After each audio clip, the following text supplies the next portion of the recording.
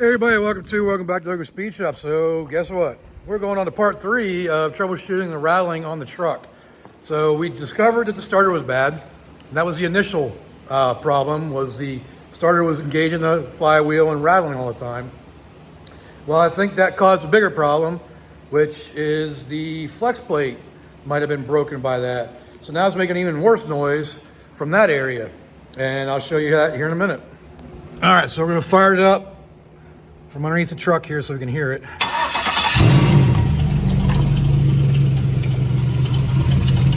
If you hear that, it's definitely coming from back here. And I disconnected the torque converter from the flex plate. So that's all part of the flex plate making the noise. So I scoped the area where the new starter's at, and nothing there is causing it. So it's just the flex plate, I think. So we're gonna pull the transmission. We're gonna pull the transmission off and see what we can find.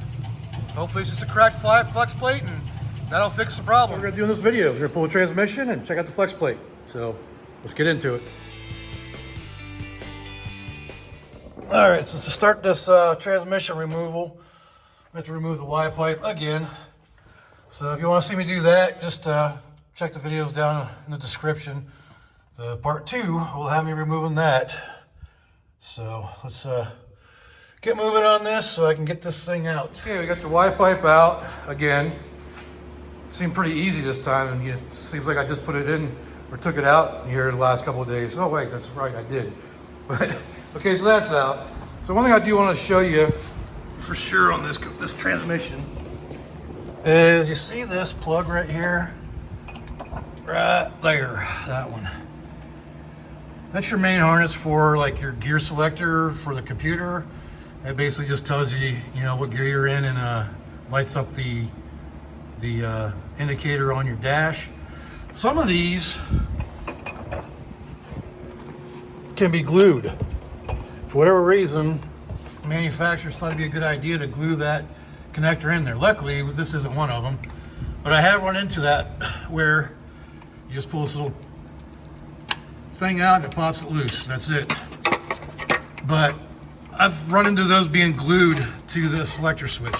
So just be mindful of that if you're taking these off. And the other thing I gotta do is take the shifter cable off, which is I think a 15mm nut right there. And then a couple of tabs to slide it out through here. Right there. And a couple more. There's a speed sensor back here. And then the cooling lines, and then the main plug I think is over here someplace. There's a big huge square plug or round plug that we got to pull out too. It's up in there. And dipstick, and that's about it for this one. Then we can unbolt it. And still deciding on how I'm going to plug this in, but I thought I could just get the whole thing out with the drive shaft, but there's a cross member thingy here that's welded directly to the frame. So I can't just drop the whole thing down, I gotta pull it out. And so yeah, that's where we're at with that. Shouldn't be too bad. All right, so far I got the dipstick tube out. And I did a little quick short tech tip video on how I plugged that hole. The round light bulbs from like older cars fit perfect in there, and it plugs it perfectly. It doesn't allow it to leak. So I got 4 or 5 more bolts to take out of the transmission, and it should be ready to drop out. And I gotta remove the drive shaft too. I'm leaving it in until it's time to drop it because I don't have a plug for it yet, not till tomorrow. All right, so there's one bracket that holds the vent tube for the transmission up here, and it's got a 13mm nut on it on a stud. That's the top bolt for the transmission. I don't know if you can see it or not, but it's way up inside there. You can kind of see through the focus that stud right up in there, right in the middle, right in there. But I can't get the focus, so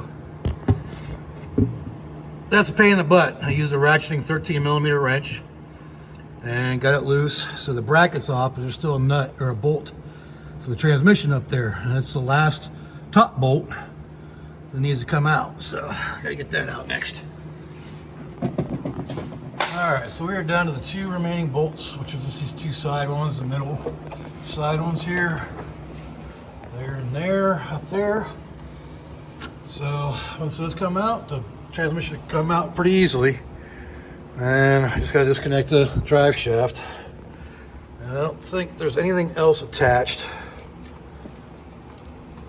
Maybe just disconnect this hose here because it's still attached to the transmission. But that ain't nothing big. So, yep, she's ready to come out. And hopefully the flex plate is the problem because I don't want to dig any deeper than this. So I almost forgot about the transmission lines, which are up there. So I'm going to go ahead and remove this cover here just to clear the room for it. This shield. So we can get to the lines. I think they're the quick connect. They have a little ring on them that hold them in. I can't remember offhand. All right, so we got the transmission lines off. Let me get my light out of there before I crush it somehow. They actually came off pretty easy. Right now I'm just letting it drain a little bit because I took the yoke out. So I got 2 bolts and should come right out. As long as it doesn't stick on the pins. Well, I got the flywheel out and I don't see any obvious cracks or breaks or anything. So I don't know. A couple places it looks like it could be a crack like that and it doesn't wipe off. But I don't know. Definitely needs a rear main seal. It's leaking. But I don't know. I can't see nothing. Nothing obvious. Probably take a wire wheel to it just to clean it up better and see. This is a new one. And it looks the same, but I don't know. So as you can see, it definitely needs a rear main seal. You can see where it's leaking out right there. And maybe an oil pan gasket, but maybe not. I'm gonna do the rear main seal obviously while I'm in here. But I don't see any real evidence. Have I hit anything else underneath here? I don't know. I'll take a wire wheel to that flex plate and see if anything shows up. But like I said, I don't know. The new starter looks fine. Don't look like it's been getting nicked or anything. I don't know. I really don't know. I'll probably put the flex plate back on or put the new one on and fire it up, see if it's still making the noise. And we'll go from there. Well, after cleaning it up, I still don't see any cracks. So I really don't know. Oh, wait a minute. That's just dirty marks.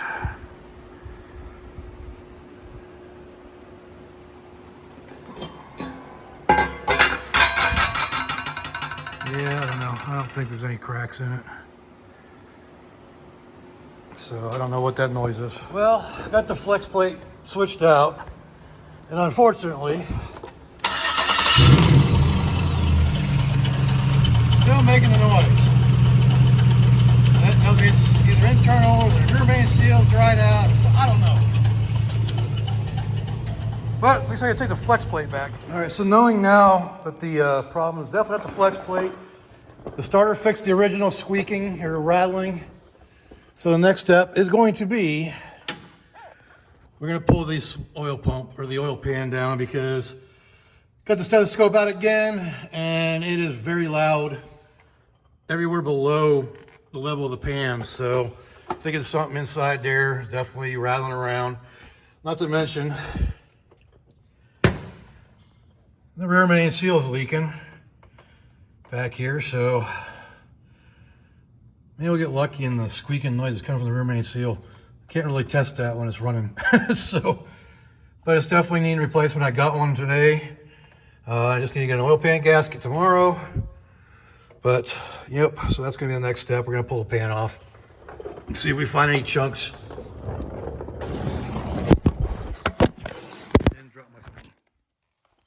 All right, so I've been working at this. Got the rockers off on the driver's side. Yeah, like I said, I replaced the flex plate. It didn't change nothing. Starter's new, so it sounds internal. gonna pull all the rockers off, pull the valve or the push rods out, scope them, see if I can see anything that way, and maybe it'll, you know, lead me to a bad lifter without having to tear the whole thing apart. But I don't know. We'll see. This thing does work pretty good. All right, so I just finished scoping every single one of the push rod holes down into the lifters. None of the lifters seem to be collapsed. All the clips are in place. They seem to be in orientation in their holders. It's kind of hard to see that part, but you can kind of see it. And none of them look like they were out of place. And yeah, I don't know. I may go back in there and do it again just to make sure, but so far, nothing obvious is sticking out or standing out or jumping out at me. So, I don't know. And when I put a stethoscope on it yesterday, I swear it sounded like it was coming from the oil pan area, but I don't know. I'm just at a loss right now. This is driving me nuts. And I thought maybe it had something to do with the starter going bad, but I think it's just a coincidence they happened at the same time. So here we are. All right, so I have decided where you're gonna pull the motor. It'll be a lot easier to work on it and see things out of the truck. And it's already halfway there because the transmission's out of it. So I'm just gonna go ahead and start pulling things out. Get us ready to pull out. I bought a new engine stand. It was the cheapest one at Harbor Freight. It's 1,000-pound capacity apparently. And you know, I don't really like some of the design of it, like the way these things bolt together that crushes the metal, because you should have a sleeve in there to strengthen it. But you know, I'm not the engineer that designed it, so this is it's gonna work, and I'll reinforce it later. But so yeah, I'm gonna start turning this. I'm gonna put the valve covers back on just to protect it, because when I pull the intake, it's gonna make a mess. Plus all the junk from the wire harness, because the wire harness wire loom is brittle and breaking apart, so I don't want any of that to go down in there, even though I'm pulling it apart. But here we go. All right, I think I've procrastinated enough on this. I gotta get this motor out of here. First thing I'm gonna do is drop it down though. It's way too high for me to work on it. It's been draining overnight, and you know, good enough. I know when I drop it down, it's gonna leak some more out, but I'm gonna bring it down to a level where it's real easy to work on and still get the hoist underneath it. I finally get to use my hoist to pull a motor. I've had it for a year or so now, and I haven't got to use it. I'm gonna go get some chain, but it is time to get this thing out of here so we can figure out what's wrong with it. So this is a trick I learned over the years working on bigger trucks. If you want to, you know, kind of relieve your back a little bit and try to not have to worry about a step stool, just drop it down, take the wheels off of it, drop the front end down. Still enough room for me to get the hoist underneath there, no problem. And that gives you an easier work area. So, just a neat little trick you can do. All right, got the intake off, and look at all that crap is underneath there. I've seen worse, but it's still pretty good. So, let me stuff the rags, not that it matters at this point. But, got some more wires disconnect, and that'll be about it. I should be ready to pull. Probably take all the front stuff off too, just to make more room. But, yep, what a mess.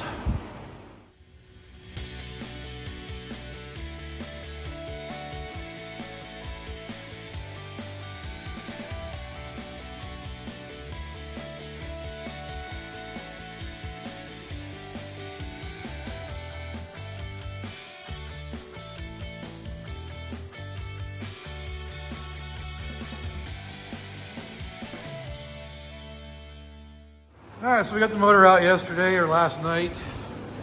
So I'm gonna go ahead and clean up this area a little bit, vacuum it out. And then we're gonna pull some heads and see what we find. It's amazing how nasty you can get underneath the intake. All right, so we got pretty much ready to tear the heads off. I cleaned up the areas as best I can. Not that it really matters because I'll clean everything anyways, but so let's get those heads off, see what we find. We're gonna start with the passenger side because that seems like where the noise is coming from. So hopefully we find something there.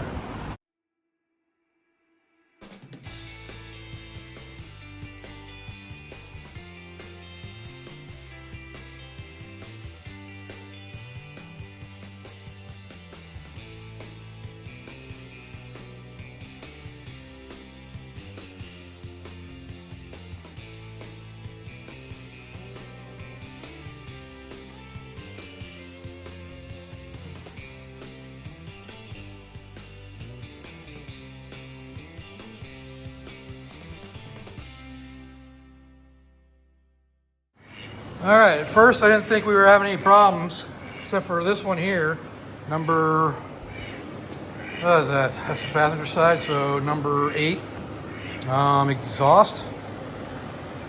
It wouldn't come out at first, but it was just a little bit of ridge and it came right out. However, as I looked a little closer, take a look at that. That rocker, or that roller, is chewed up. So we definitely found a smoking gun right there. Now, if there's any more that are like that, doesn't look like there's kind of a score right there.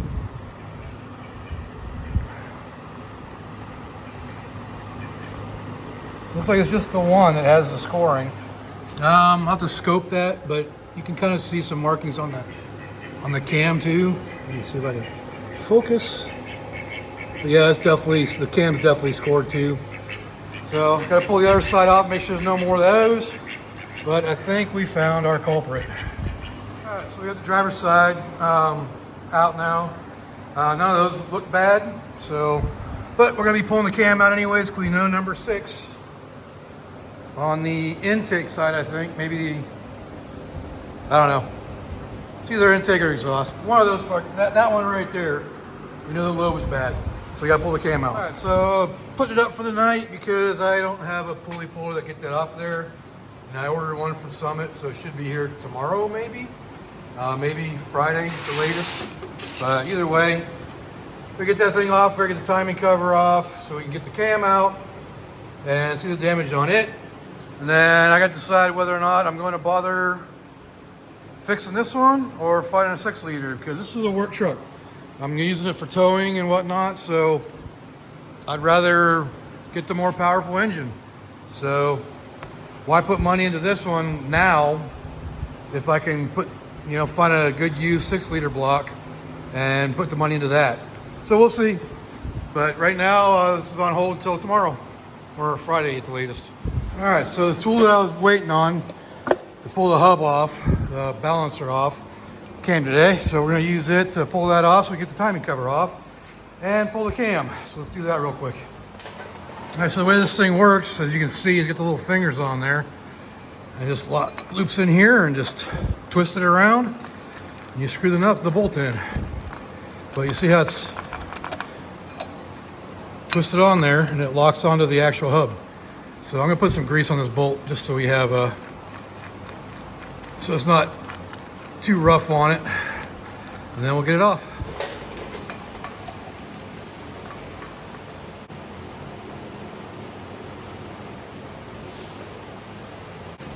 So it's a 24 millimeter, just like the bolt is for the crank. So I'm just gonna use the impact to see if we can burn it off here. So loud noises, it's gonna be kind of loud.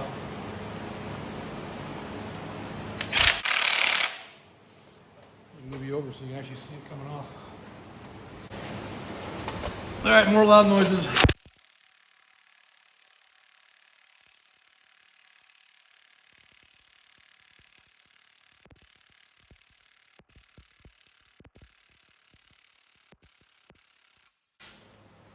And bam.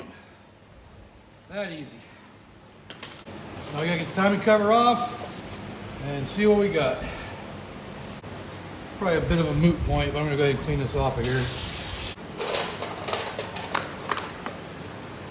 Brand new, never taken out of the package, but it still works the same. All right, so there's 2 bolts underneath.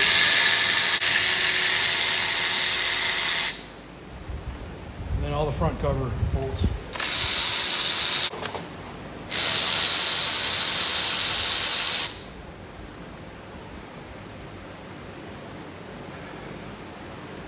Thing's stuck on there pretty good. I guess 140,000 miles to do that.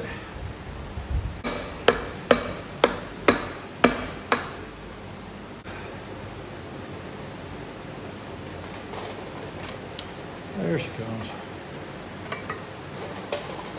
One timing cover, so it's really not too bad in there. So I gotta get the cam sprocket off. And pull the timing chain off in. Wow.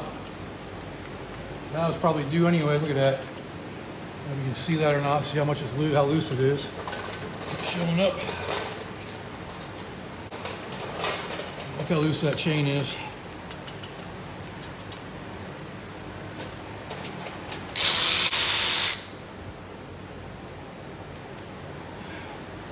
You just remove the cam chain or the cam sprocket. See the chain in there with the oil pump. And now we can get to the cam.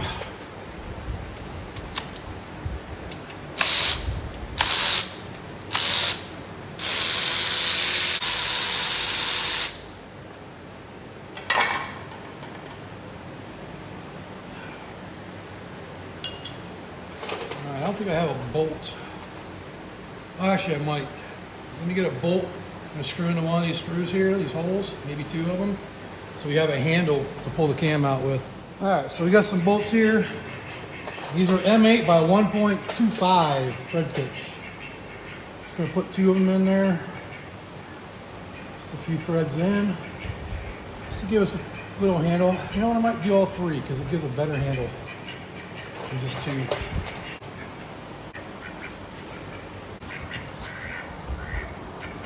Grab it. Just want to be careful pulling it out because you don't want to damage the bearings if they're not damaged already. So that is in the way. Shouldn't be anything, but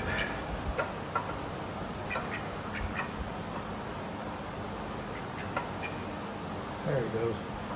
Just gotta find the right spot, but I don't know what that's interfering in there. Maybe the places where the knock sensors screw into, they drop down in there a little bit. There we have it. Now, which lobe was that? Getting the video here.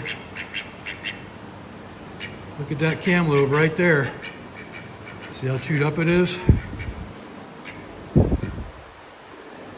Yep. That's our culprit. I'm gonna grab my bore scope and check the bearings, make sure they all look good. All right, so I got my bore scope out here. I don't know how to hook it up to the camera or whatever, or how to record yet. So I just bought this like a week ago or so, but should be able to allow me. One cool thing is it's got this telescope and thing like that I can actually look around with. But just gonna check the bearings, make sure that they all look good.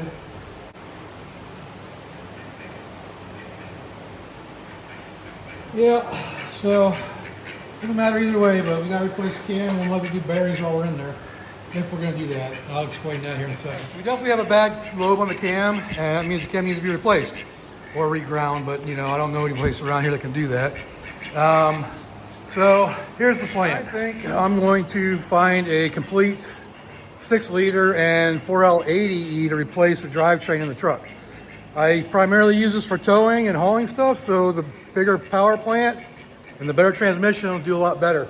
And the last thing I have to upgrade at that point is the rear end, but that'll come when it needs to be.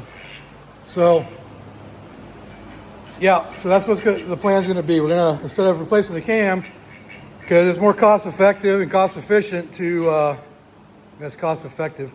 It's more cost effective to just replace the whole thing with a 6-liter and, you know, get that extra displacement for better towing. So that's probably what I'm gonna do. I'm gonna start looking around Marketplace for one. I found a couple, but I have to save up for it a little bit because they're between $1,000 and $1,500 for the complete package, which ain't bad. I just got, you know, drive a little distance, but overall it's not too bad. I can find, you know, a good package with the harness and computer. So that's the route I'm gonna go probably, is upgrade to a bigger block or a bigger displacement. Then I'll save this engine for something else and put it in some other project later on down the road. All right, so that's gonna do it for this video. Until I get the replacement parts or replacement engine, that's pretty much in a standstill. So if you like this video, go ahead and leave a like down there, leave me a comment. Let me know what, I can't talk, it's hot. It's 107 degrees out and it's 110 in here. But so yeah, like, comment, subscribe. Let me know what I can do better, you know, in the comments. And let me know what you think about just swapping over to a 6-liter and a 4L80. So until next time, I will see you all later.